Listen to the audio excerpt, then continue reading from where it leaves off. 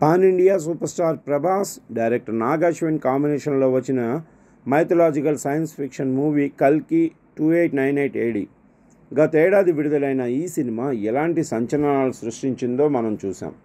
ఆడియన్స్ను సరికొత్త ప్రపంచంలోకి తీసుకెళ్లిన ఈ సినిమా బాక్సాఫీస్ దగ్గర 1000 కోట్ల క్లబ్లో చేరింది. దీనికి సీక్వెల్ కోసం అభిమానులు ఎంతో ఆసక్తిగా ఎదురుచూస్తున్నారు.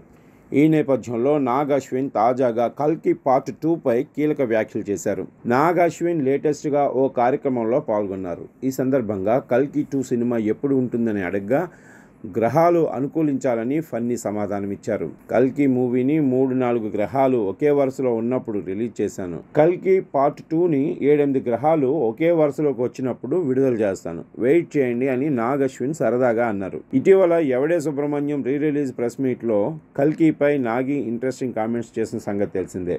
ఇంకా ప్రాజెక్ట్ కే అంటే ఏంటి అనే దగ్గరే ఉన్నాం, K2కి వెళ్ళాలి, దానికి ఇంకా టైం ఉంది అని నాగ్ అశ్విన్ అన్నారు. ప్రస్తుతం స్క్రిప్ట్ వర్క్ జరుగుతుందని, చాలా ప్రీ ప్రొడక్షన్ వర్క్ ఉంటుందని, ఇప్పటికైతే ఈ ఏడాది చివరి నాటికి స్టార్ట్ చేసే అవకాశం ఉందని తెలిపారు. ఒక డేట్ అనుకుంటున్నామని, కానీ పరిస్థితులను బట్టి అది మారొచ్చన్నారు. కల్కి 2 సినిమాలో ప్రభాస్ ఎక్కువసేపు స్క్రీన్పై కనిపిస్తారని చెప్పారు. ఫస్ట్ పార్ట్లో సుమతి క్యారెక్టర్ ఏం చేస్తుంది, అశ్వత్థామ పాత్ర ఏంటనేది చూపించాం. పార్ట్ 2లో భైరవ కర్ణ యాంగిల్ ఉంటుందని నాగ్ అశ్విన్ చెప్పుకొచ్చారు.